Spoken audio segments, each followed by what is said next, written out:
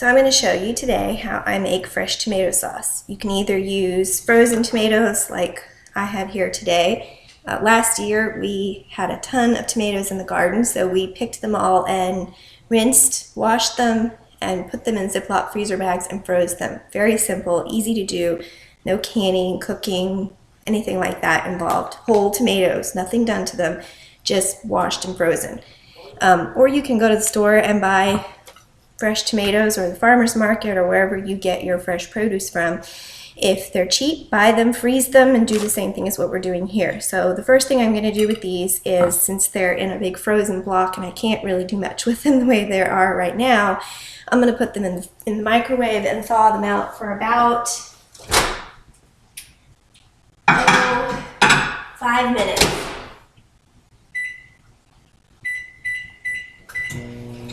And basically all you want is for them to get thawed and liquidy enough to be able to put in the blender. Once you get them thawed, you can put them in the blender, and I'll show you what's next then. Okay, so my tomatoes are out of the microwave. I ended up having to do another 5 minutes because they were still too frozen. So this is what I end up with, and you can see this is a Ziploc bag with still quite a frozen block of tomatoes, but some liquid in the bag. And that liquid's really watery. I don't really need it in my tomato sauce because it's going to end up cooking out. If I get rid of that liquid now, it's going to make cooking it a lot easier because it won't end up needing to cook for quite as long. So what I'm going to do is I'm going to carefully dump most of this liquid out into a mason jar. My husband likes to drink this liquid. You can put it in smoothies if you want an extra dose of vitamins for your smoothie. It tastes pretty tomatoey, kind of like V8, but it's also pretty clear and not super useful for our sauce. So I'm just going to get rid of whatever will come out of this bag. Okay, so there's a little bit left in the bag, but most of it's gone. This is what my jar of tomato liquid looks like. You can drink it, save it, put it in smoothies, do whatever you want with it. I'm just going to set that aside. And the next thing I'm going to do is take my blender. I'm just going to put all of this tomato pieces that are half thawed, liquidy, and don't look like they're good for anything. And I'm just going to put the whole entire bag into my blender. And sometimes it's a little hard to do. If it's still too frozen, put it back on the plate, stick it back in the microwave for a little bit longer. And you can see here I've got kind of a block that's a mess, that it's coming apart and breaking apart in my blender. Okay, so I've got a big block here that's still frozen. I'm going to set that to the side for a minute. This is what I have in my blender. It's a chunk block of tomato sauce that's tomatoes that are frozen slightly still. I put them in my blender, and now I'm going to blend them. We'll be right back. Okay, so I finally got that big block of tomatoes thawed, and here's what happened after I put it in the blender. Usually, if I'm not in a hurry, I'll take the big block of tomato out, put it on a plate or a tray, and just leave it. You can leave it overnight, and in the morning when you wake up, it'll be all thawed and perfect for blending. I didn't have time to do that. I didn't think long enough ahead to make sure that I took it out to let it thaw. So that creates a little bit of extra time microwaving, thawing, and breaking it apart and to get it to fit in your blender. But this is what you end up with, and this is pretty frozen still, but you can see all the seeds, all the chunks of tomato. It's very finely blended up.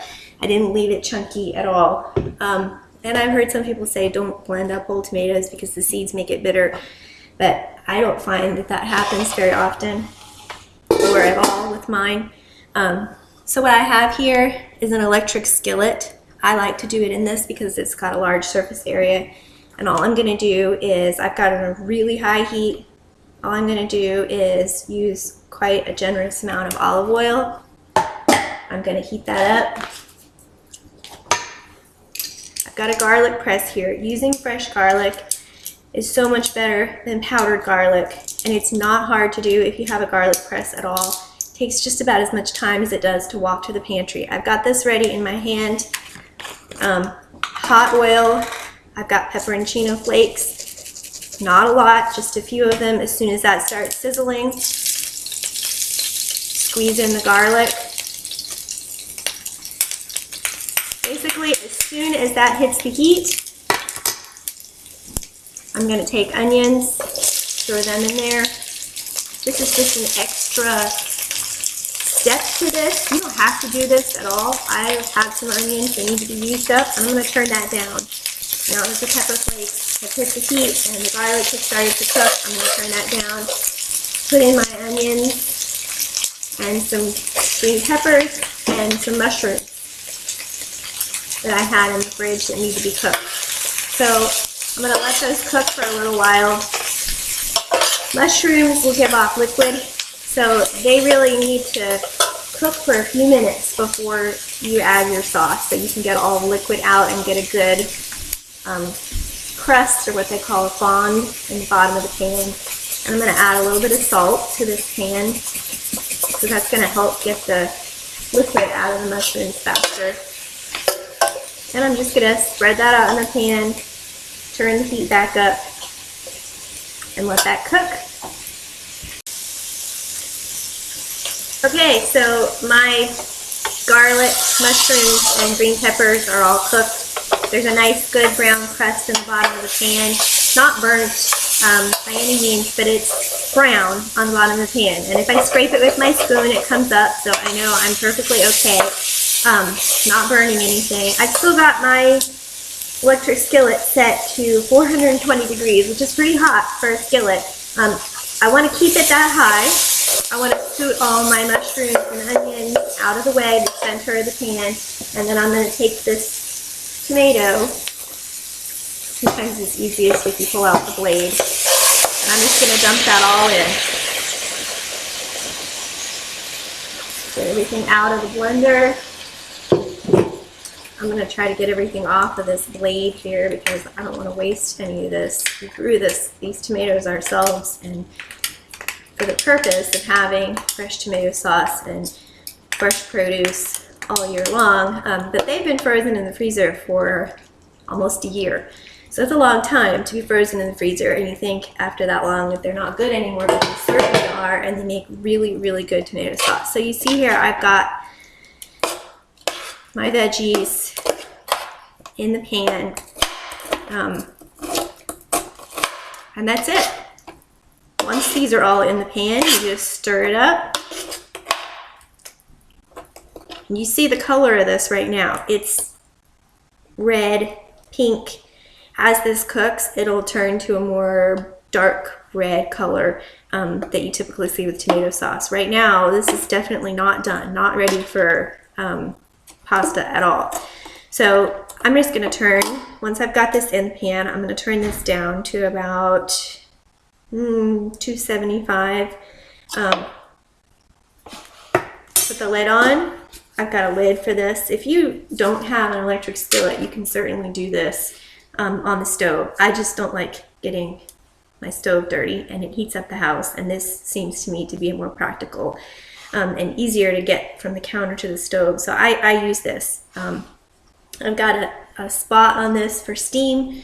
I'm just going to put the lid on this so it doesn't splatter all over my counter. Leave the steam on, and leave the steam opening there so that steam can get out, because I want some of the liquid that's still left in those tomatoes to come out of that sauce so that it reduces and has a nice concentrated tomato flavor. So that will sit there all day. It's 2 o'clock right now in the afternoon. We plan to eat dinner later on this evening. We eat dinner late, so probably 7 or 8 we'll eat dinner. And this will sit and cook in this pan for probably 6 hours, but I don't really have to mess with it. I don't have to do anything. I just let it go.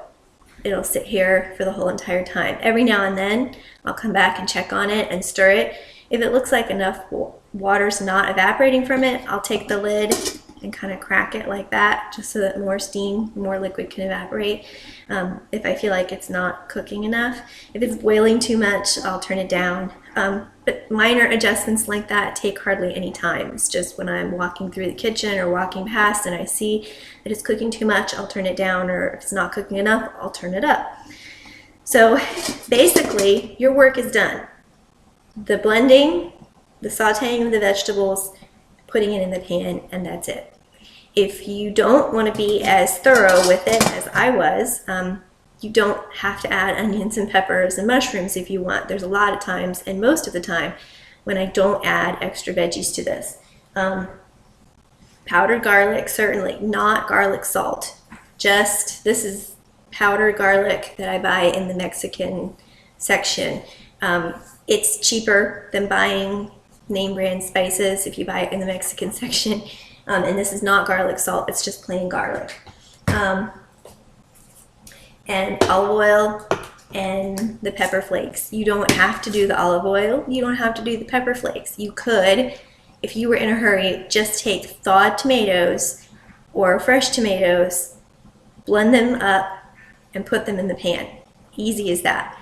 I'm getting fancy by adding the pepper flakes and the olive oil and the fresh garlic and the veggies, but you don't have to do that. If you're in a hurry and you want really, really good tomato sauce, either way you do it is going to be great. But the point is, you need to blend the tomatoes in the blender and then put them in some sort of skillet to cook.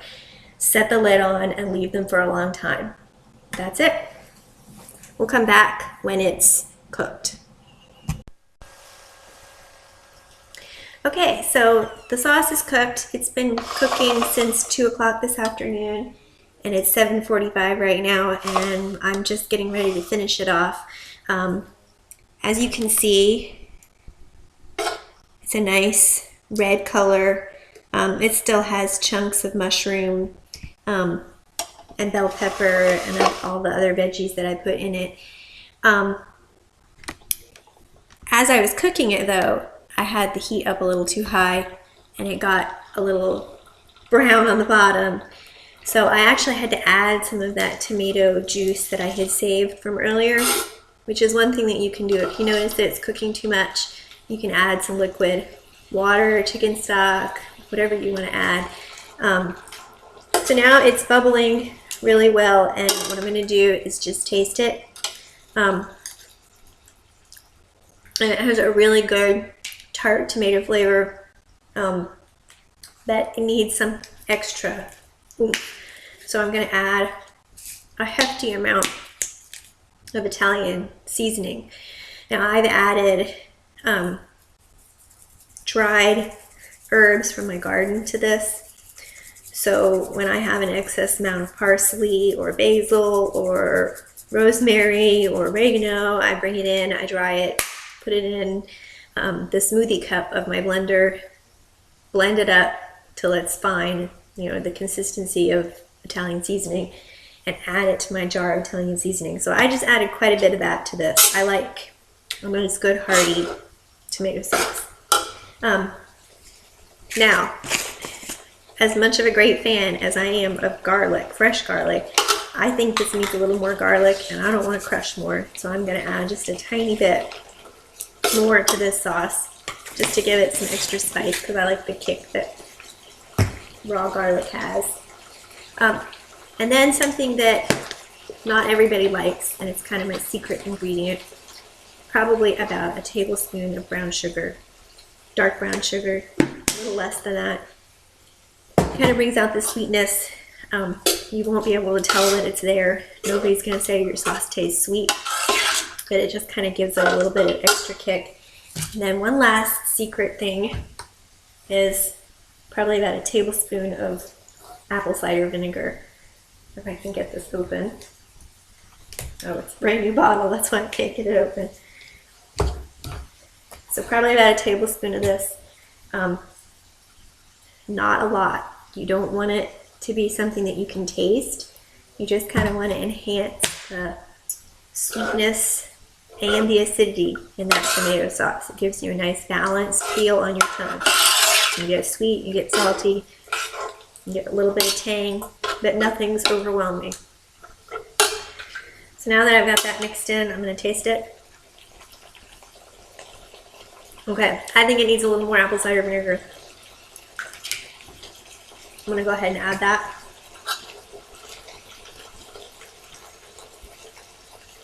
And this is pretty much done. You can add other seasonings, whatever you want. And it's finished. Now, if you wanted to cook this faster, let's say in 2 hours instead of 6, or in a half hour instead of 6, you probably could do that if you didn't add the vegetable chunks. I wanted the mushrooms and peppers and onions to cook down quite a bit so that they would be part of the sauce. If you didn't add those, you could certainly cook it much faster than the 6 hours like I did. So that's how you make a quick, not quick, but quick to prepare, very easy, straightforward tomato sauce. I hope you enjoy making your own.